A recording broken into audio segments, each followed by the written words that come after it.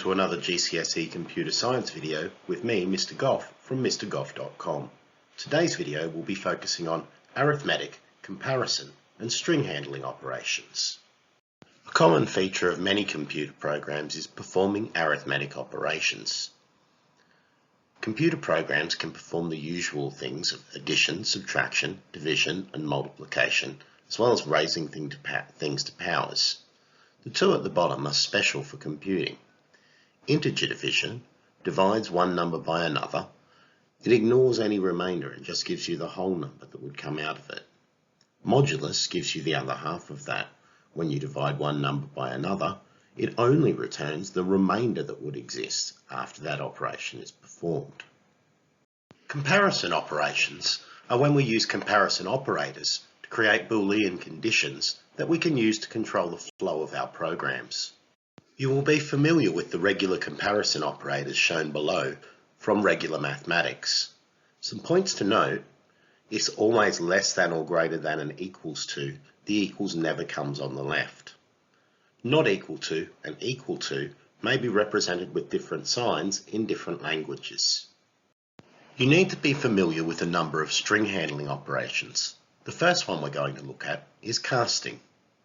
Casting is changing the data type of a piece of stored data.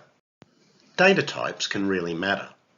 If you put a plus between two numeric data types, Python will add the two values together and provide a result.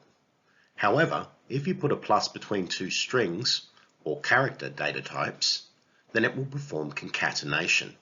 Concatenation is where we just join the strings together, put them one after each other. You can see the examples below and the problem that this could create. In some languages, such as Python, all input will be treated as string and will need to be cast in order to be treated differently within your program. Along with casting, you will need to know about some of the string manipulation methods common to most languages.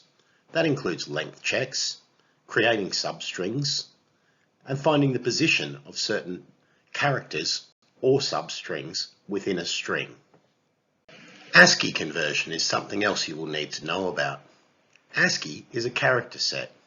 That means it's the full set of characters that can be represented in a computer system, including the binary codes that are associated with them. We can convert characters to their ASCII value or from their ASCII value to a numeric equivalent. The code to do this in pseudocode is char to code or code to char. That's the end of this video. All of the operations you've learned about here are the sorts of things that might show up in pseudocode and code that you're asked to interpret. They'll also be useful in creating your own programs. I'm Mr Goff from mrgoff.com. I hope to see you again soon for another Programming Basics video. Bye for now.